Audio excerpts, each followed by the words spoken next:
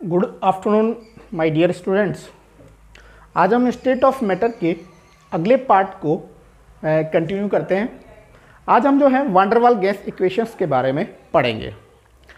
देखिए मेरे बच्चों, वान डेर वाल इक्वेशंस जो होती है इसकी क्यों रिक्वायरमेंट पड़ी, पहले तो मैं आप लोगों को बता देता हूँ।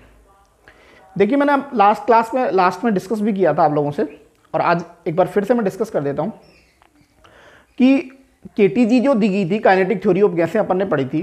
तो केटीजी थ्योरी के अंतर्गत जो है चार्ल्स लॉ, बॉयल्स लॉ और एवोगैड्रो लॉ जो है केटीजी रूल्स को फॉलो करते हैं। तो केटीजी के अकॉर्डिंग जो है आइडियल गैस इक्वेशन होती है हमारी, पीवी इक्वल टू आरटी जो है वो केटीजी को फॉलो करती है। लेकिन केटीजी को फॉलो करने के अंदर दो दिक्कतें जो है, दो परेशानियां हमारे सामने खड़ी होती है। उन दोनों परेशानियों को हम यहाँ डिस्कस कर रहे हैं। पहली परेशानी क्या क्रिएट होती है? पहली परेशानी ये क्रिएट होती है कि केटीजी के अनुसार एक पॉइंट ये दिया गया था कि किसी गैसियस मिक्सचर के अंदर जो सिंगल गैस का वॉल्यूम है वो टोटल वॉल्यूम के कंपैरिजन में बिल्कुल नेग्लिजिबल होता है। इस पॉइंट से दिक्कत खड़ी हो गई। रियल गैसें इस चीज़ को फॉलो नहीं करती है। क्यों नहीं करती है? या फिर क्योंकि मैंने तुमको बताया था कि आइडियल गैस आइडियल बिहेव तभी करती है जब प्रेशर का मान बहुत कम हो और टेम्परेचर का मान बहुत ज़्यादा हो। इसी कंडीशन में आइडियल गैस आइडियल गैस की तरह बिहेव करेगी, अदरवाइज नहीं करेगी। अब सपोज करो मैंने गैस का प्रेशर कर दिया बहुत ज़्यादा और टेम्परेचर बहुत कम कर दिया, और टेम्परेचर कम कर दिया तो गैस के मॉलिक्यूल क्या आ जाएंगे, पास पास आ जाएंगे। दो मॉलिक्यूल जुड़ के मतलब गैस का टोटल वॉल्यूम क्या हो जाएगा, कम हो जाएगा, क्योंकि जब प्रेशर बढ़ाएंगे तो वॉल्यूम कम होता है। और उस कंडीशन के अंदर हम सिंगल गैस के वॉल्यूम को टोटल वॉल्यूम के कंपैरिजन में नेग्लिजिबल नहीं कंसीडर कर सकते। एक बार रिपीट करता हूं, एक बार ध्यान से सुनो इस चीज को, लिखवाऊंगा नहीं, आप इसको खुद अपनी लैंग्वेज में समझ के और नोट कर लेना। मैंने आप लोगों को बताया कि केटीजी में ये पॉइंट लिखा हुआ था कि गैसियस जो मिक्सचर होते हैं, उन गैसियस मिक्सचर के अंदर जो सिंगल गैस का जो वॉल्यूम होता है वो टोटल गैस के वॉल्यूम के कंपैरिजन में नेग्लिजिबल होता है। लेकिन यदि प्रेशर की वैल्यू बहुत ज़्यादा हो और टेम्परेचर का वैल्यू कम हो तो गैस का वॉल्यूम क्या हो जाएगा, टोटल वॉल्यूम गैस का कम हो जाएगा। और जब टोटल वॉल्यूम गैस का कम हो जाएगा तो हम ये नहीं कह सकते कि सिंगल गैस का वॉल्यूम टोटल वॉल्यूम के गैस के अंदर नेग्लिजिबल होगा। और इसीलिए हमने क्या किया कि इनके जो रियल गैस है इनके वॉल्यूम के अंदर हमने जो पीवी इक्वल टू एनआरटी है इनके वॉल्यूम के अंदर चेंज किया। तो ये पहला चेंज कहलाता है वॉल्यूम चेंज। पहला चेंज क्या कहलाता है? Volume change. ठीक है, तो वॉल्यूम चेंज में क्या लिखोगे? when we increase the pressure, then single gas volume is not equal to the total volume of the gas।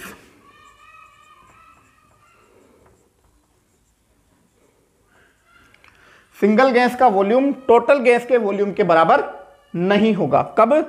जब, ठीक है, जब हम प्रेशर की वैल्यू हाई रखेंगे और टेम्परेचर की वैल्यू क्या रखेंगे, प्रेशर की वैल्यू हाई और temperature low.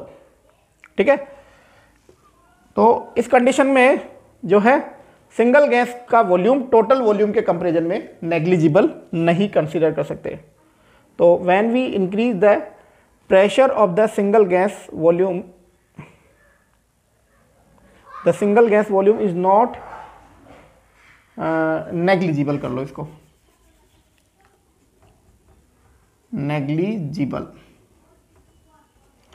Negligible to the total volume of the gas. क्योंकि वॉल्यूम कम होगा और वॉल्यूम कम होने की वजह से क्या होगा, टोटल वॉल्यूम को हम सिंगल वॉल्यूम की गैस के कंपैरिजन नहीं कर सकते। तो इसे इसमें हमको क्या रियल गैस के लिए क्या करना पड़ेगा, वॉल्यूम में चेंज।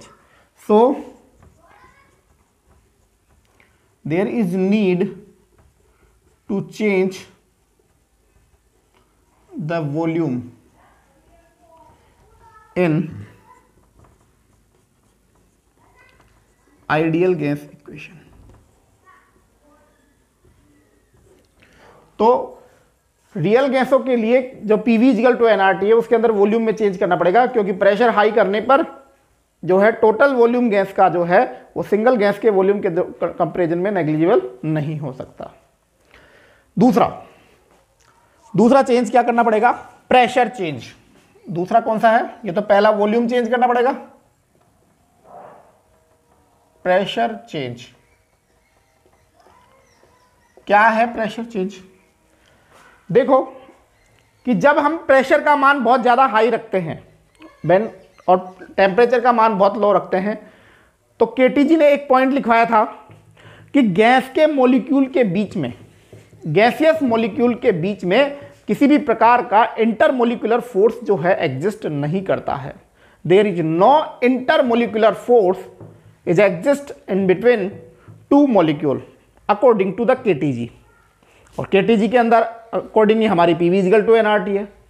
केटीजी ये कहती है कि गैसियस मॉलिक्यूल के बीच में किसी भी प्रकार का इंटरमोलिकुलर फोर्स नहीं पाया जाता है। ये कौन कहता है, ये हमारी केटीजी कहती है। बट यदि हम प्रेशर की वैल्यू बहुत ज़्यादा बढ़ा दें, यदि हम प्रेशर की वैल्यू बहुत बढ़ा दें और टेम्परेचर का मान कम कर दें, तो गैसियस मॉलिक्यूल बिल्कुल पास पास में आ जाएंगे। और जब गैसियस मॉलिक्यूल बहुत पास पास में आ जाएंगे तो उनके बीच में कुछ अट्रैक्शन पैदा हो जाएगा। उन गैसियस मॉलिक्यूल के बीच में कुछ अट्रैक्शन जो है वो प्रोड्यूस हो जाएगा। तो हम केटीजी की इस बात को भी रियल गैस के लिए नकार देंगे कि गैसियस मॉलिक्यूल के बीच में इंटरमोलिकुलर फोर्स नहीं होता है। मेरी बात समझ में आ रही है आप लोगों को?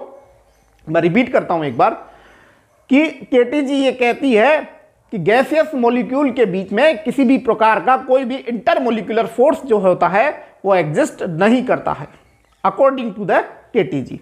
But in the case of the real gas, when we increase the pressure, then the gaseous molecules are comes to each other. When we increase the pressure, then the gaseous molecules are comes to each other, and there is a intermolecular interaction is produced in between two gaseous molecules.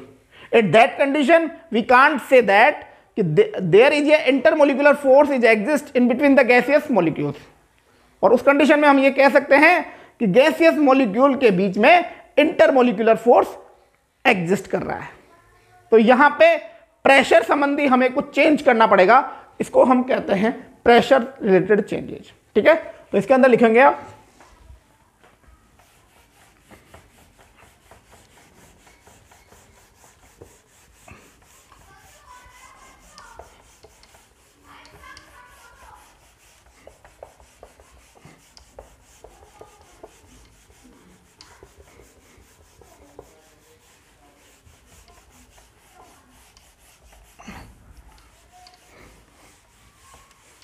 इसके अंदर लिखोगे आप लोग when we increase the pressure of the gas,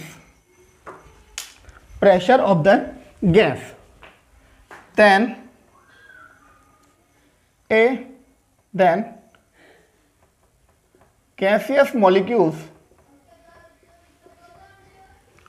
are comes to each other. Gaseous molecules are comes to each other and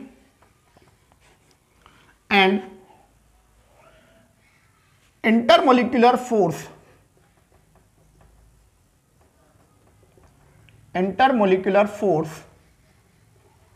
is produced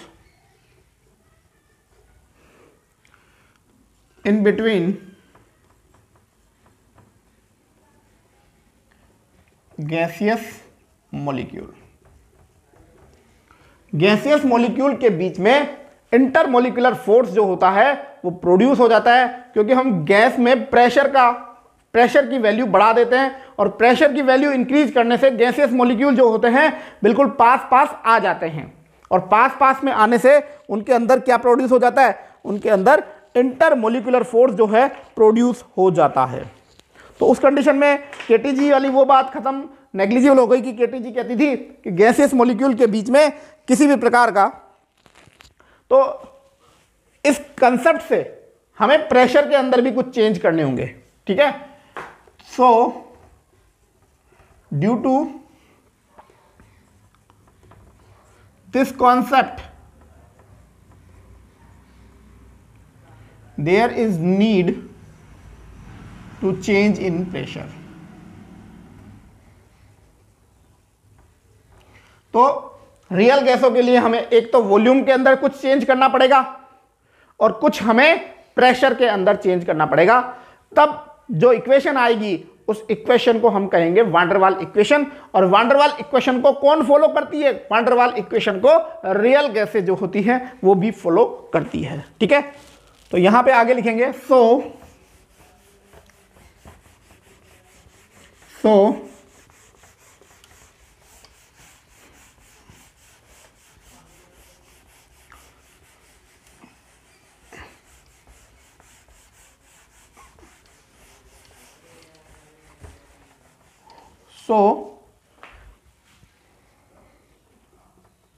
there is to be need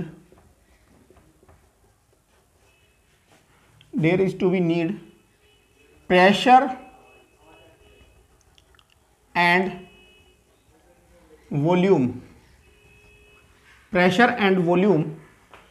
in ideal gas equation. Ideal gas equation के अंदर क्या, ideal gas equation क्या है, PV is equal to nRT जो है हमारी ideal gas equation है। तो इसके अंदर प्रेशर में चेंज कर लो और वॉल्यूम में चेंज कर लो।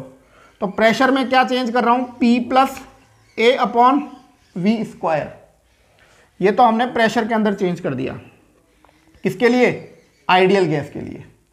और इसके लिए हमने क्या चेंज कर दिया, V माइनस B, ये वॉल्यूम में चेंज कर दिया हमने, बराबर nRT। For 1 mole gas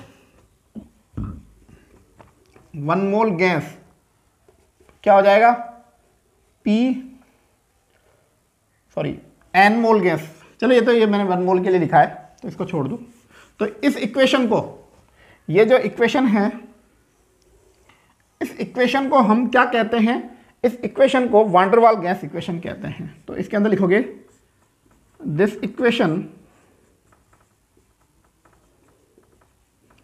is known as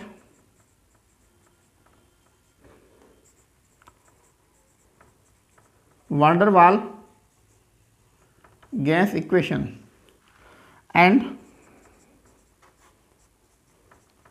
real gas follow the van der Waals gas equation.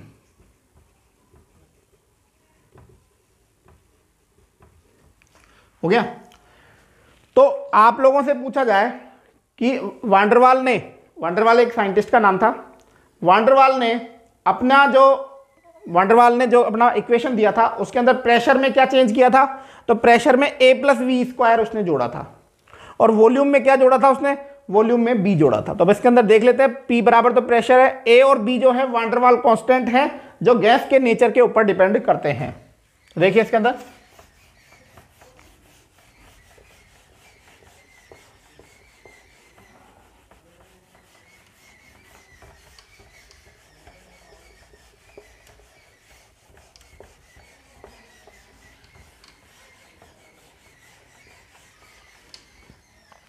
लिखिए A and B are the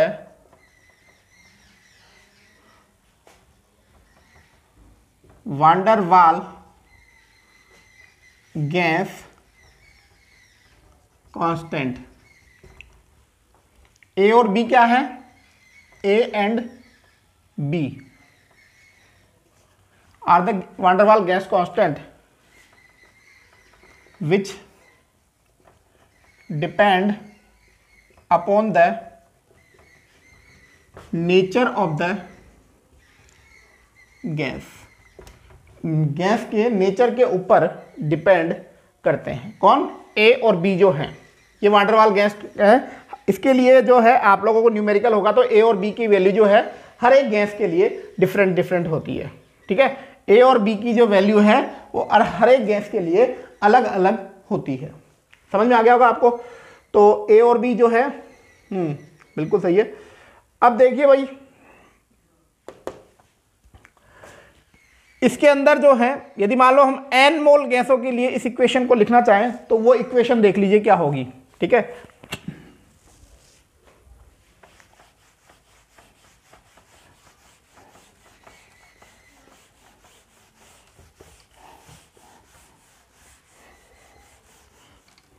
सर्दी के अंदर शाई जो होती है वो ठिठुर जाती है।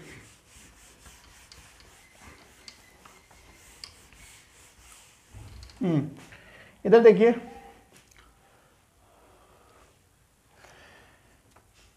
For n mole gas van der वाल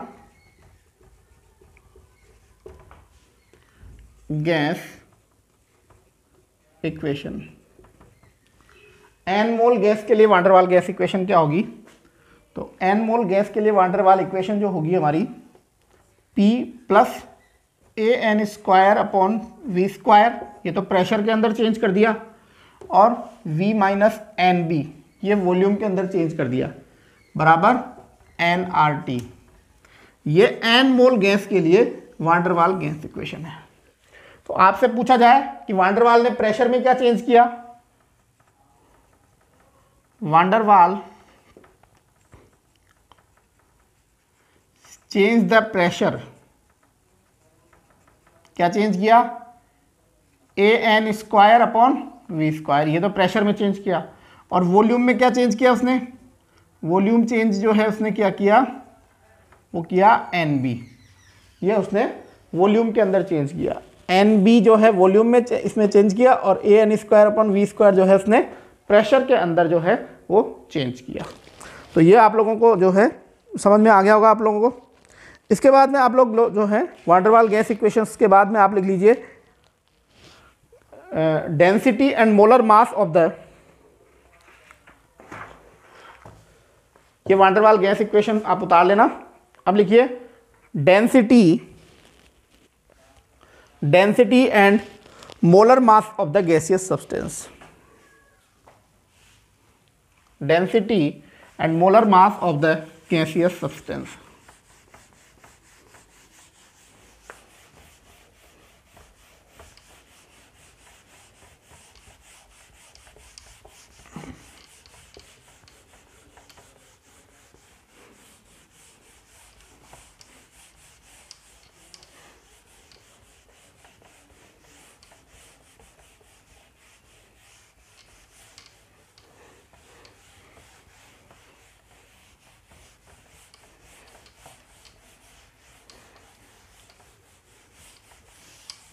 Density and molar mass of the gas and molar mass of gaseous substance, gaseous substance के अंदर उसके मोलर मास और डेंसिटी को हम कैसे कैलकुलेट करेंगे? हमारी इक्वेशन क्या है? PV इजिकल टू nRT, ये हमारी इक्वेशन है। ठीक है, तो हम क्या करते हैं इसके अंदर, RT को इधर ले आते हैं, तो हमारे पास में क्या हो जाएगा? P अपॉन RT बराबर N अपॉन V। V को मैं इधर की तरफ ले गया तो V नीचे आ गया तो N अपॉन V हो गया, और RT को मैं इधर ले गया तो ये हमारे पास में इक्वेशन हो गई। अब आपको पता है N क्या होते हैं? N बराबर होता है weight in gram upon molecular mass, weight upon mass upon molecular mass. तो N की जगह ये वैल्यू पुट कर दो, तो P अपॉन RT बराबर एन की जगह क्या रख देता हूँ मैं, small m capital m into v, ये हमने पुट कर दिया है। ठीक है, अब आपको पता है मास अपॉन वॉल्यूम जो होता है वो क्या होता है, डेंसिटी होती है। m बाई वी बराबर क्या होता है, डेंसिटी। तो इधर देखिए इसका आगे का यहाँ कर देता हूँ मैं, m और v मास और वॉल्यूम जो होता है वो डेंसिटी होता है। तो देखिए p अपॉन आर टी बराबर m बाई वी की जगह क्या रख दूँ, d, तो cap small d upon m आ जाएगा ना, small d upon capital M। Clear. और यदि हम मान लो मोलिकुलर मास निकालना चाहें यहाँ से तो क्या हो जाएगा, m निकालना चाहें तो m बराबर क्या हो जाएगा, ये इससे मल्टीप्लाई हो जाएगा DRT अपॉन P।